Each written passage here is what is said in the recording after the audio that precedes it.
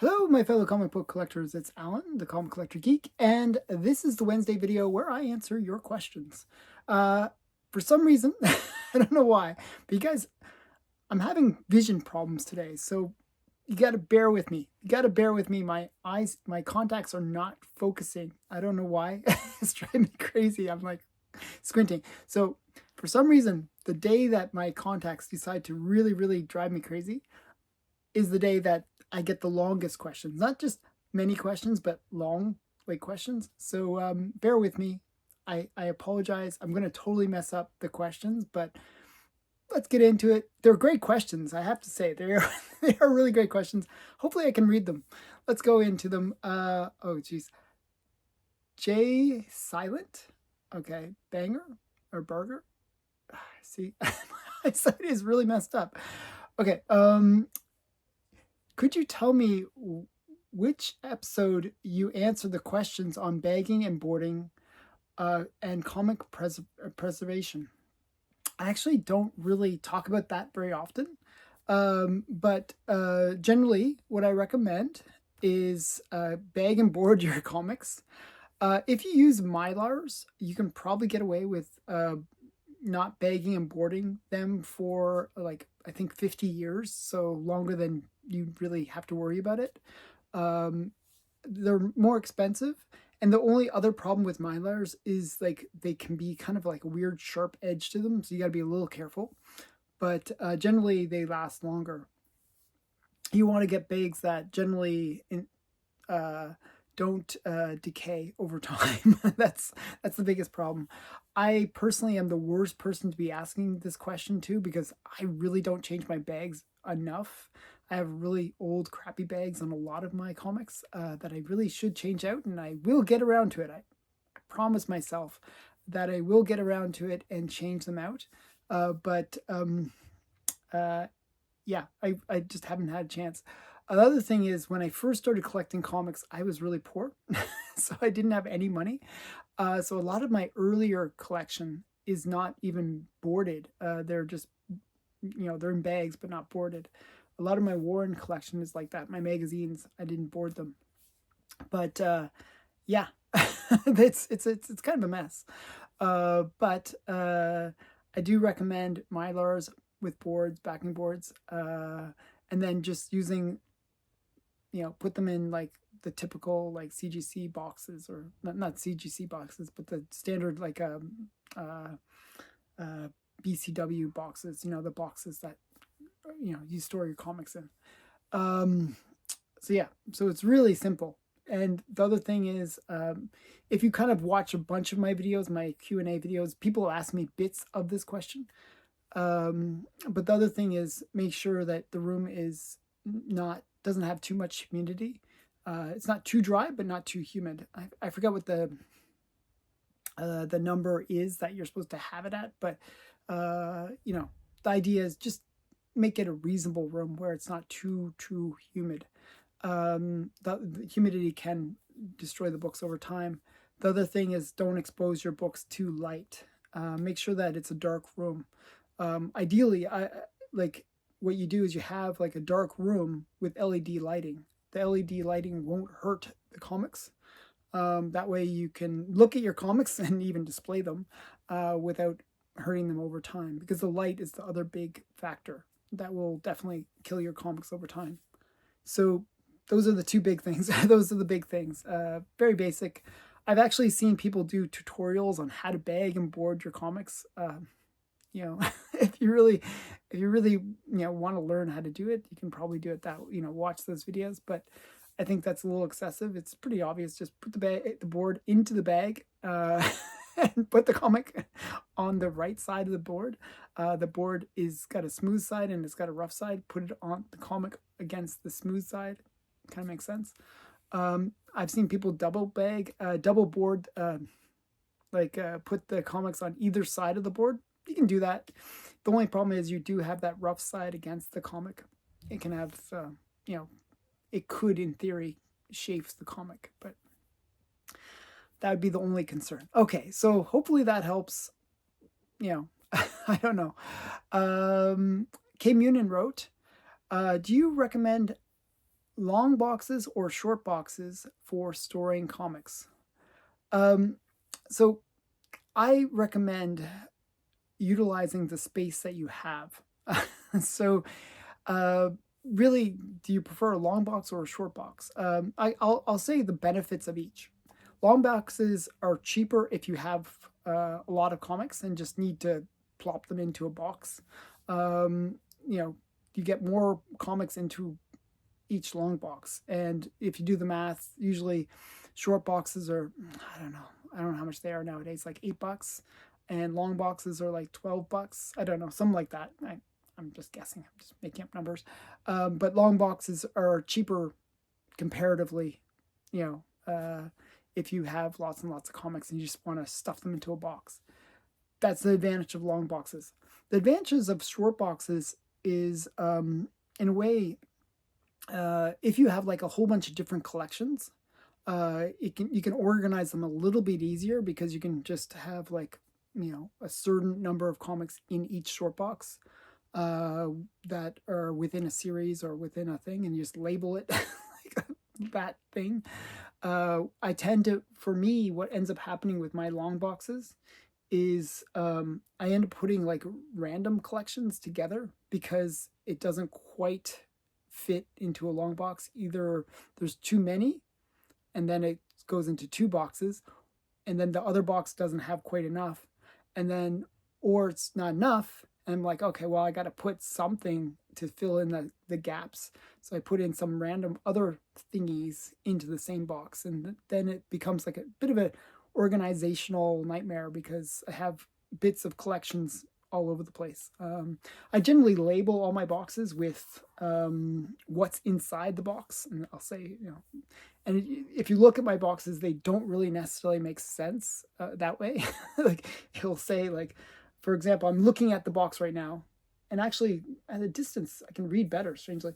It says Bone, Spawn, Lita, Lock and Key, Justice League, and I can't read that other one, but it's like a bunch of random things that just happen to fit the length of a long box.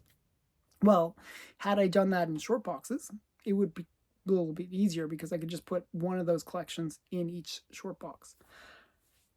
That's the advantages. It's really, and also long boxes are a little harder in terms of lugging them around. That's the other disadvantage of long boxes. They are heavy. If you want to save your back, generally recommend short boxes. The other thing about long boxes is they do take up much more room in your room. So if you have limited space, well, short boxes kind of make sense. I actually have like where my long boxes are, I have like about 30 some odd long boxes. It kind of works. It's like it just I have the ideal space for it. Just seems to be like there was just the way I have window indentation, and where that window indentation is just perfect length for my long boxes. So kind of worked. So they're right there. It kind of makes the room actually more rectangular rather than a rectangle with a square attached to it. So for me, it works with the long boxes, but generally you'll find it's a little easier to accommodate short boxes. So those are my strengths and weaknesses. It really depends on how you want to deal with the boxes. Generally, it's easier to deal with short boxes because, as I said, they're lighter, they're easier to manipulate, and you can store things a little bit easier in terms of organization. Okay, so hopefully that helps. But one disadvantage with short boxes is you'll have to have more of them in order to store your comics. You're going to be like, instead of having 10 long boxes, you'll have 20 short boxes. Well, that can be annoying too. So that's another consideration. Okay. Kim wrote, it's showing that the first appearance could be an NA format. Oh, yeah. What do you think about mini and micro comics? I found out that the Master of the Universe mini comic is the first appearance of He-Man. That is true. Yeah, I actually really like mini comics. I actually have the Masters of the Universe mini comic. This is actually the first appearance of Bruce Timm's artwork in a comic. Okay, not the first appearance of He-Man, but this is the first Bruce Timm artwork. I believe it's also the first appearance of Tila, of that girl. And we have the Masters of Universe mini comic. This is the one that you mentioned. And this is the first appearance of He-Man. Now, I really like mini comics. I like getting those first appearances, especially when they're in some weird thing like a mini comic. I think it's fun. But I also like old school mini comics. And I actually have the complete collection of these mini comics from Fawcett. So these were called the Mighty Midget Comics. And this is a slab. This one's slab. This one's just, I just put it in the same same thing just to keep them together. This is a Mighty Midget Comics number 11. And it's Ibis. And then we got, oh no, I can't read that. Okay, oh, long arms. The Phantom Eagle. Okay. And then some other ones I have. I actually have like them fairly high grade, these ones. This one's a 9.4. This is number 12. It's from 1943. And it's the Minuteman. And then we have Commando Yank. And strangely, I was able to find these in fairly high grade. And actually fairly affordable. I was doing, like on Monday, on the live stream, we were doing affordable Golden Age comics. Well, these, I actually got them almost the cost of the slab. I think they were like, I think this one was like $75. The other slabs were around that same price. I found some guy that was just selling them. Normally, I've seen them listed at like $200 to $300 for this kind of high grade, but he was selling them cheap. So I was like, okay, I'll pick them up. So sometimes you can get some comics cheaply, and they're kind of fun. They're like, you know, kind of cute that they're small size. So yeah, I actually really like those, and I really do like these kind of early first appearance ones. Now these ones came with the toys. You know, so you'd get like some action figure, and then there'd be like a little mini comic with it. But those are very, very collectible. Very hard to find, actually. So I generally like them. Okay, now here's the eye test. This next question, and I really do appreciate the question, but it's going to be challenging for me. Eric wrote, "What is a good process for in dealing with ComiCon dealers when it comes to buying unslabbed comics?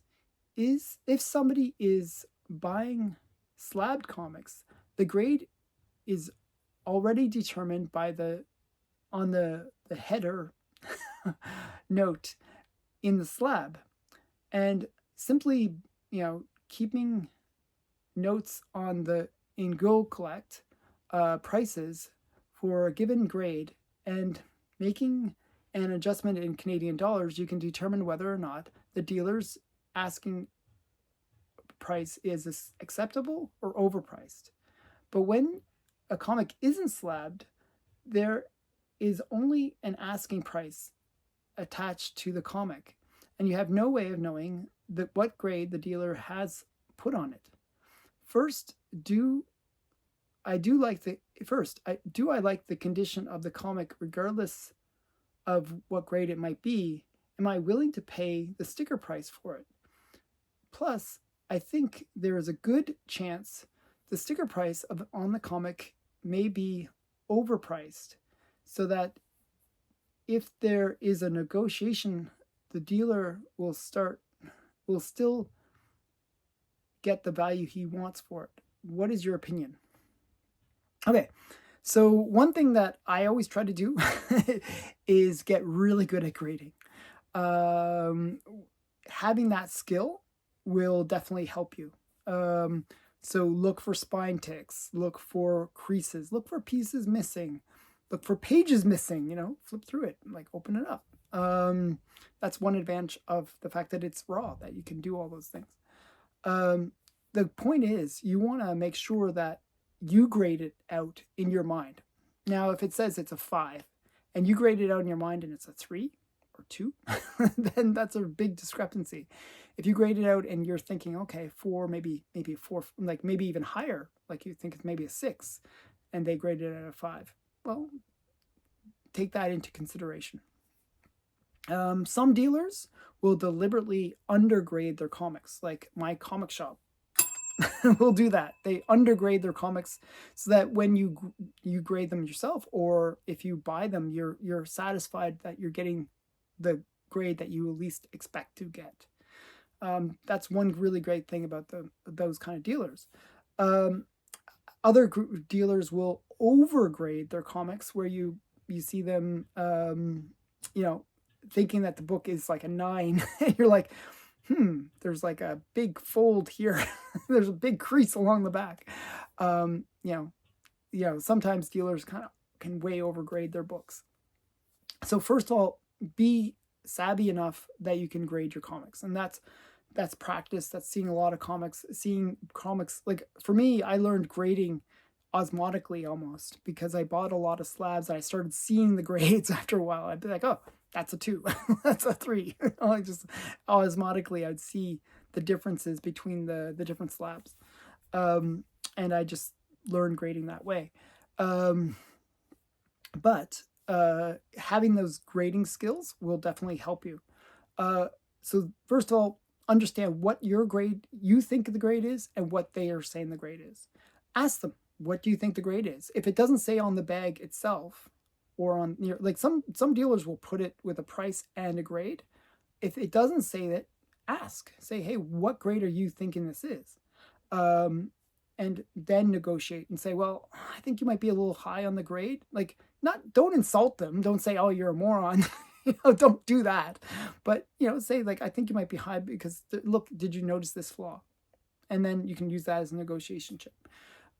If that's actually a really good negotiation chip, where what I've done is I've gone in and I've seen, like, they graded it out at a 5. Again, let's use that example. And I see that there's like the staples detached. Well, I say, well, the staple's detached, or there's rust on the staple. Therefore, so therefore, when if they say the price is like $100 and it's a 5.0, for example, and I say, oh, look, but you didn't notice this flaw, then what I can do is use that to say, well, maybe we should grade it out at a 2 or 3 or some lower grade, and therefore get a deduction in the price. It's similar to the way my wife shops. Whenever she goes to the store, she'll look for like a loose button or something that is a flaw in the garment, and she'll use that as a negotiation chip to get a lower price, and it works. So you can do that with comics as well. So often raw comics gives you that little bit of leeway where you can say, oh, hey, there's this flaw. Use it to your advantage. It can actually backfire, just so you know. If you deal with a grader who actually does undergrade their comics, and then you point out a flaw or something, they can actually say, well, yeah, I already accounted for that, and the grade's probably better than this, and they'll actually say, hey, that's why the price is what it is. And I've seen that happen, so be careful when using that trick. The other thing is, even though, and this is something I have to kind of do in defense of the convention people, even though the price on Go Collect or whatever it is, wherever the place is say $100. Okay, like I'm just picking random numbers. Let's say it's $100 on Go Collect. They don't have to sell it at what the last price was. It doesn't matter. They can set whatever price they want. They can say $1 million if they want. The point is, they set the prices. It's not Go Collect that sets the prices for books. And that's one of the misconceptions we have as collectors. We just say, oh, well, the guide says. Well, nobody uses the guide. Or, Go Collect and have out-of-date pricing, okay? So just because, the guide says whatever, doesn't mean they have to sell it for that. They can sell it for whatever they want to sell it for. And that can sometimes be less or more than what the fair market value might be for that book. Especially in the golden age, where books are a little bit rarer, and that last sale might be maybe the only other copy that was available, and now only the dealer's copy is available. Well, you're going to have to pay whatever they want for it because nobody else is going to be selling it to you. So be aware of that, that the dealer kind of does set the price in some ways. With the more common books, fair market value makes sense. You just say, well, I don't want to overpay for my comic. And then, there's 100 other dealers that probably have that same comic, and you just find the right dealer with the right price, But with the more rare and obscure stuff, the dealer does set the value of it. It's just the way it is. So those are some of my tips with that. Generally though, it's all about having that experience with the grading. Also, it's not really a polite thing to do to look up pricing when you're buying a book. I generally don't recommend that, because it can actually work against you, where sometimes the pricing that they use is out of date, and it can actually work in your advantage. But also it's considered rude. It's just rude. Generally, it's best to really know your pricing of the things that you're buying before you buy. I try to be very savvy that way. Like, I try to know, or sort of a happy compromise is I look it up casually and before bringing it to the dealer to buy. But some dealers will spot that and get upset with you, so be careful. But generally, it's kind of rude to look up pricing when buying something. It's one of those things. Some dealers are fine with it, some aren't. Okay, so just be aware of that. But I hope that helps. Next question comes from Troy Evans.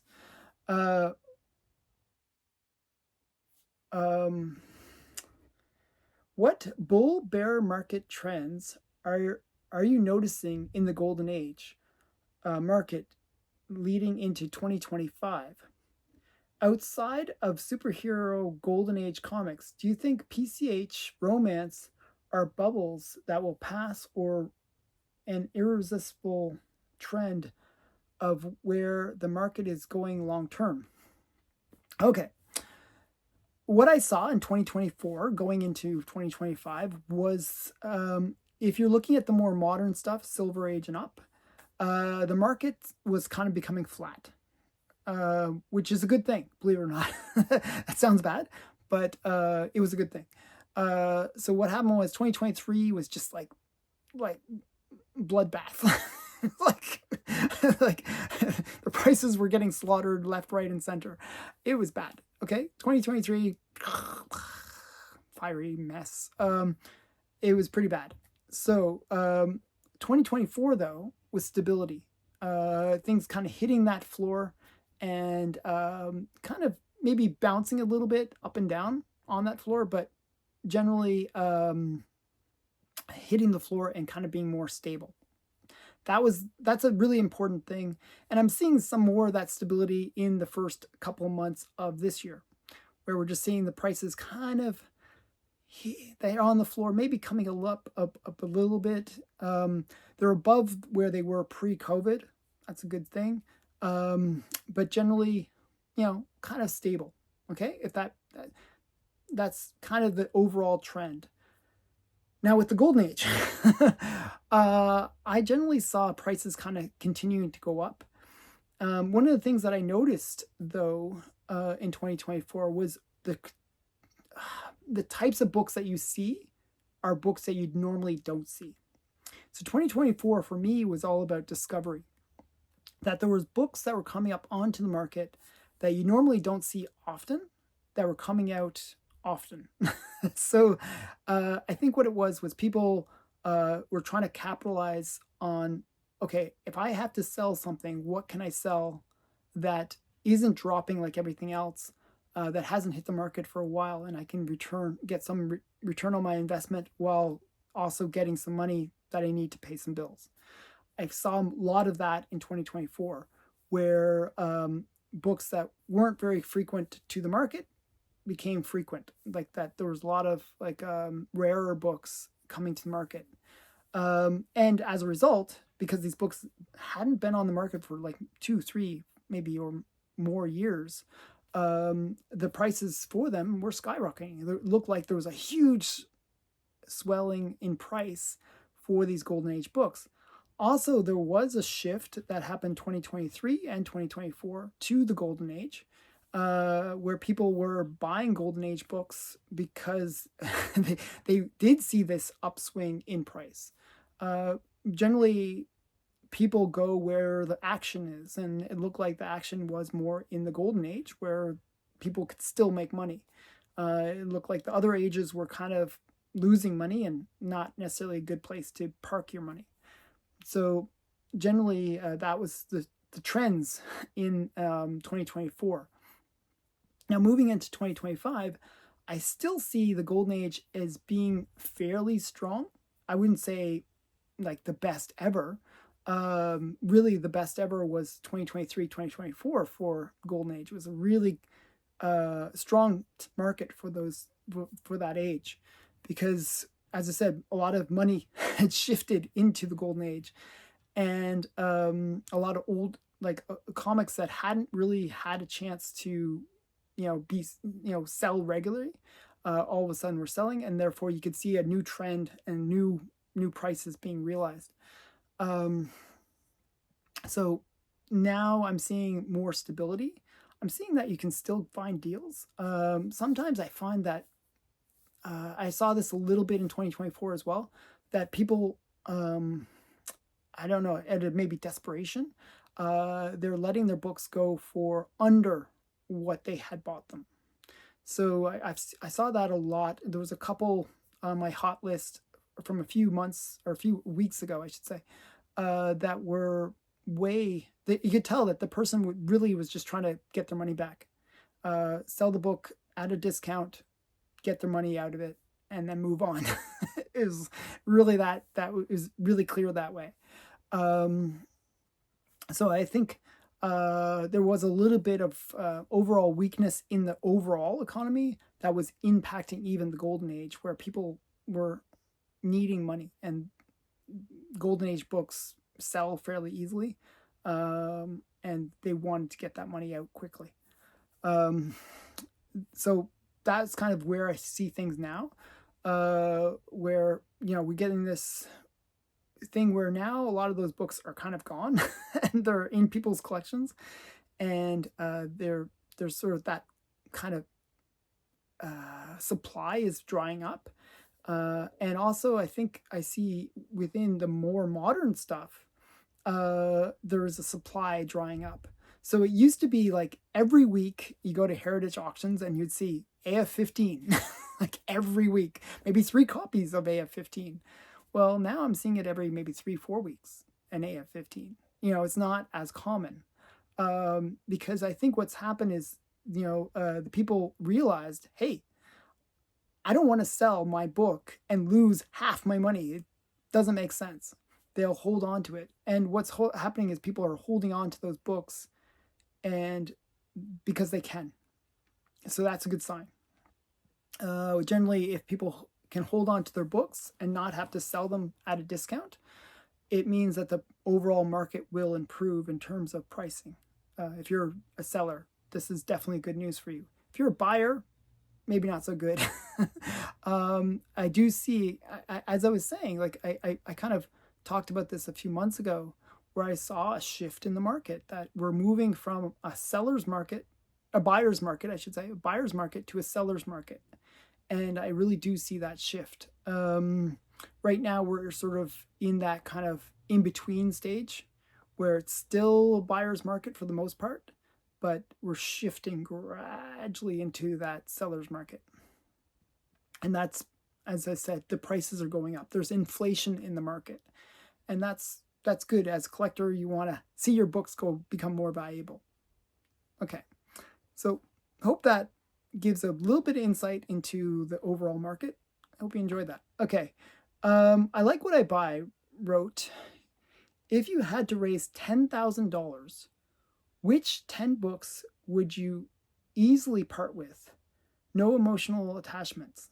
Another question. I recently acquired a CGC autograph by Otto Binder, Action Comics 270. How rare is his signature? From what I could see on the forums, like where they track signatures, his signature is considered rare. That's all they said. I have no more than that. I guess he didn't really sign that many books. It's not like Stan Lee. Stan Lee, you know, it's hard to find a book without his signature on it. Auto binder is actually fairly hard to find. So his signatures have some weight to them in terms of value. Make sure that, yeah, as you said, it's a CGC autographed, certified, you know, authenticated autograph. That's a good thing that you have that. So yeah, I think it's a good investment. Yeah, so so that part. Now, if I had to sell 10 comics to get $10,000, I wouldn't do it. I wouldn't do it. Because you're saying no emotional attachments. Well, I personally am a hoarder. I like to have as many comics as I can, rather than fewer comics that I can. So I'm not going to pick 10 books. I'm going to pick one book. I'm going to get rid of one book for $10,000, not 10 books for 10, you know, to get that $10,000. And what I would do is I'd pick something that's easy to flip. So I'm going to show you the book that I would get rid of. And it's actually one I really love. But there's multiple reasons why I would get rid of this. And I'll show you it.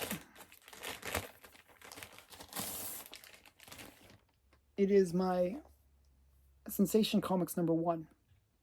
And as this book goes for about $11,000.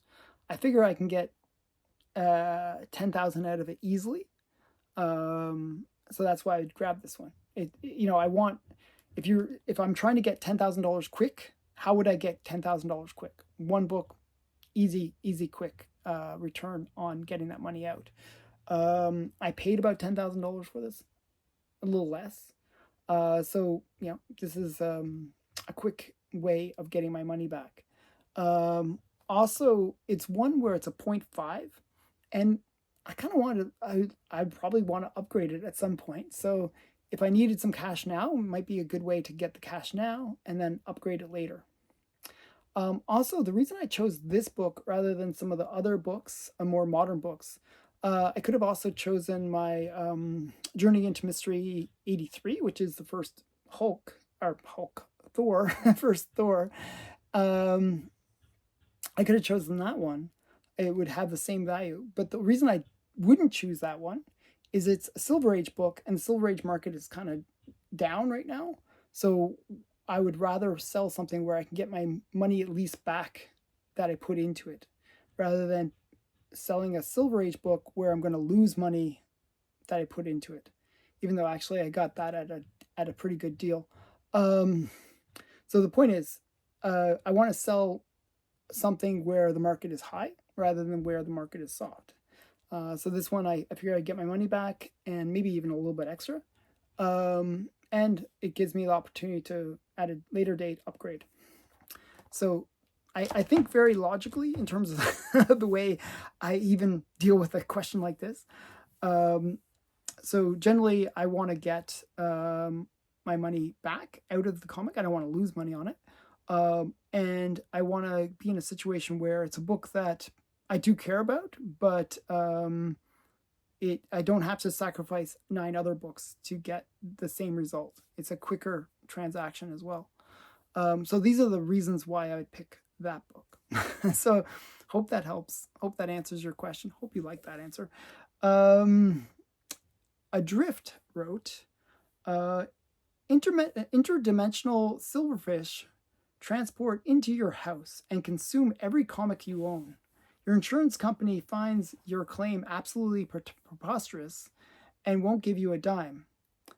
You got to restart your entire collection. Where do you begin?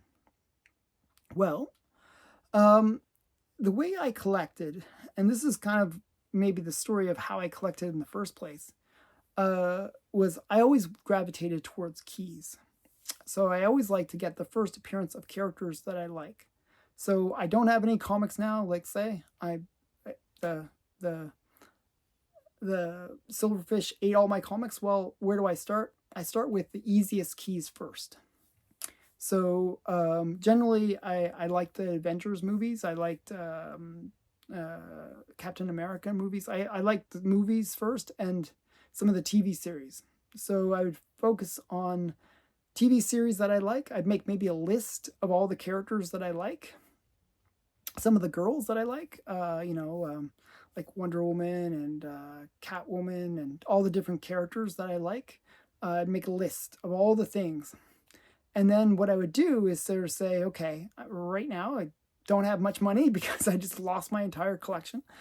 And I would devote a budget. I'd create a budget and then create a plan based on my budget and the characters that I want to go after. Probably I'd go after the modern stuff first because I would try to get sort of the modern keys first. Get like all the sort of modern X-Men ones, or like Deadpool or Dazzler or something. Some characters that I think are kind of cool that are affordable. Those are affordable books to buy. Harley Quinn would be another one. So they're affordable books. Gets a cool character. Gets that checked off my want list. This new want list that I would have. Maybe finds a collection. Buy collections as well would be another thing. A lot of the time, if you advertise, hey, I'm willing to buy a collection, people will come out of the woodwork and sell you collections. So you can actually buy whole collections relatively affordably. I've seen anywhere from like 20 cents on a per book kind of level. You'll get a lot of 90s crap, but you'll be able to get some keys mixed in. So that's another way that I might consider rebuilding my collection, just buying other people's collections. So generally when I restarted my collection back in 2017, maybe 2016, was it when I kind of got into, maybe even earlier than that, maybe 2015, I kind of gradually was getting back into comics again. I was going after keys. Like I bought, the first slab that I bought was Black Panther. Like Fantastic Four 52 was my first slab that I bought, which is the first Black Panther. I went after cool first appearances that I liked. And so I sort of went after all the Silver Age, all the modern books first as a way of going after that collection that I desire. I always want to have this collection with all the cool first appearances. Well, that was my first goal. Secondary goals, after I get all those kind of key first appearances back into my collection, would be to go after the more kind of niche books, like the Chamber of Chills, or the random good girl books like Archie 50 or something like that. Go after those kind of key books that represent a genre that I really like. So go after some of those key books that I really did love in my collection. First a Torchy or something like that. Something kind of fun that I'd love to have back in my collection that I miss. A lot of the books that you see displayed behind me are ones that I'd probably go after early in that second tier of books to go for, because they're ones that I really do think they're cool for whatever reason. I just think they're cool. So a lot of them I'd go after. But I'd probably be a lot more careful. I'm always very frugal in terms of the way I buy books. So I'd probably be like very frugal in buying a second collection, going after rebuilding my whole collection, and I'd probably try to look for deals, especially when like if it's like there's so many books that I'd want, like I'd probably want to get all of them back. It becomes in a way easier to find discounts. Like when you're focused on one book, you're really stuck with whatever prices that book is being offered at. When you have like multiple targets of opportunity that you're going for, that you're looking like for 20 different things, it might not be that one particular book has a discount or opportunity available, but maybe one of the other in that list has that opportunity. So I find that I could be a lot more frugal going after opportunities rather than just trying to get that specific book. So I'd try to be very much more frugal in buying the books in the future, where I could save even more money. Try to buy the collection on the cheap, especially because rebuilding the collection would be very expensive. So I try to do it as cheaply as possible. So I don't know. Hope that answers the question. It is challenging to build a collection, especially one where a lot of the books are incredibly rare.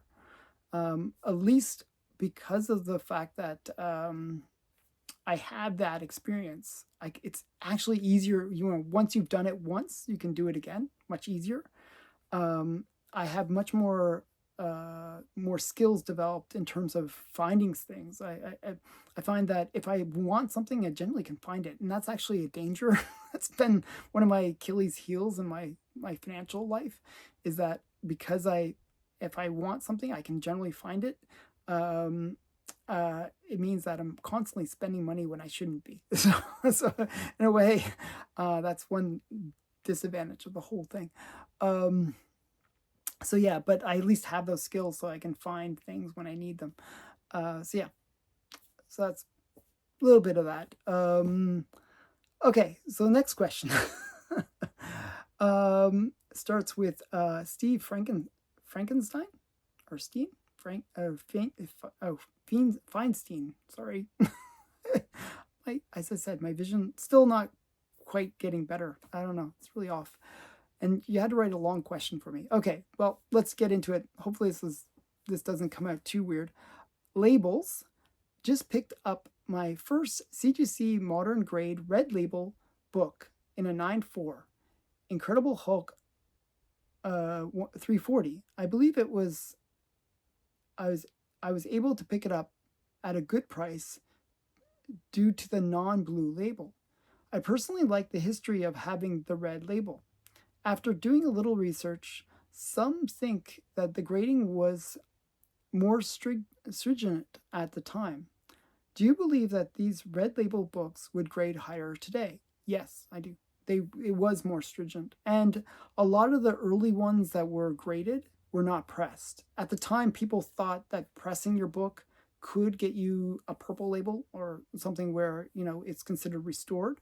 So people didn't press their books at the time. Now people press their books. So a lot of the ones that are in purple cases, or not purple cases, the red cases, are unpressed. And you can generally press them and get a grade boost, or do basic cleaning and get a grade boost. So there's opportunities in those red slabs, red label slabs, I should say. Do you think there is or will be a market for labels that aren't as common? So the problem with the older slabs is a lot of people don't like them. The modern slabs, they're clearer, they're a little bit more solid. A lot of the time people don't like the older slabs. So and generally the slab itself is not the collectible. It's not the I got the first CGC slab. No, nobody does that. Generally people just look at what's the comic inside. They don't go for the slab itself. They only do it when they look for that opportunity to literally break the slab and re-slab it with the new modern case. So I don't really think there is going to be a market for going out for those rarer, older slabs. So yeah, I also have a pink. One sec here. I gotta change the page. A pink, maybe it is red, CGC signature book that I think people would shy away from due to the color. I tend to look for and have a couple of green label due to writing of a name on the cover. When it is clear that it resembles perfectly the signature of the artist. Those I probably will send back at some point to get CGC certified or verified. I have a CGC conserved grade that is a blue with purple on top. 8.5 Leading Comics #1. As stupid as this sounds, I feel like it's just changing due to the conserved labels with the blue and gray at the top would give the comic a value boost.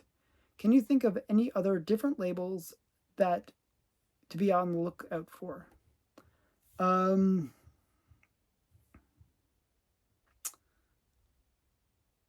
Purple and blue. So yeah, generally, I don't really think about slabs, like the labels, that much. There are ones where I've seen where it's a yellow label with the purple, where that means that it's a signed, verified signature in a restored book. That's another one to look for. Generally, the ones that I actually look for are green labels. And I look for two types of green labels that I think are awesome, that are like totally stupid that they're green labels. One is sometimes comics are manufactured without staples, that they never had staples. And it's a manufacturing error. That will get a green label. And people, for some reason, because it's a green label, they sell it for much cheaper than the blue label of the same book. And I've seen really high grade copies, beautiful book copies. I actually have one in my collection, or two in my collection, that are beautiful, present awesomely. Green label though, and I got for a fraction of the price. And that's silly because they're actually a rarer, like staple missing, like, there's a printing error. Like usually those things go for more value. So I look for those opportunities. Also do like buying green labels that have signatures. It's silly that, if it's obviously the person's signature, it's almost when they know that it's the real signature that they put the green label, which totally doesn't make sense because you see books where it's signed by some silly kid that signed their book back in the day. And they don't put a green label on that. They give it a blue label. But when they see that it's Stan Lee and, looks like his signature, then they say, oh, it's a green label. It's almost like they're saying, well, that's a green label. That's a real signature. But generally those books sell for less. The verification that CGC recently added is going to change that. But the point is, like, those green labels are more affordable. Actually, I bought one that had the whole Beavis and Butthead cast sign it, and I got it for cheap. I got it cheaper than the blue label,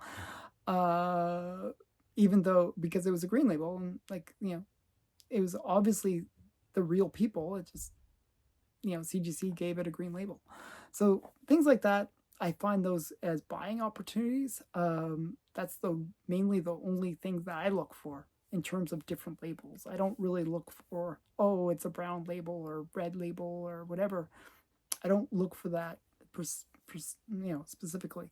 Though I do see some people that, because I don't regrade my books, I don't I'm gonna crack it out and regrade it. I do see that being a thing where they will look for the older labels and they will crack them out. I've actually seen ads with that where people will put an eBay listing saying never pressed, and it's older label. So generally people go, oh, there's an opportunity to get a higher grade if I resubmit it. So that's the only thing that I've seen. So I hope that helps. And that is it for this week. I think I survived. I actually did better than I thought in terms of reading.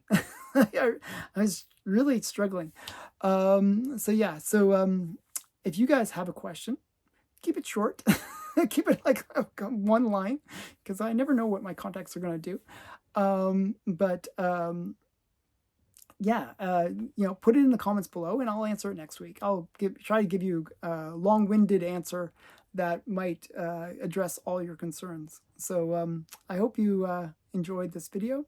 Thanks again for watching. Bye for now.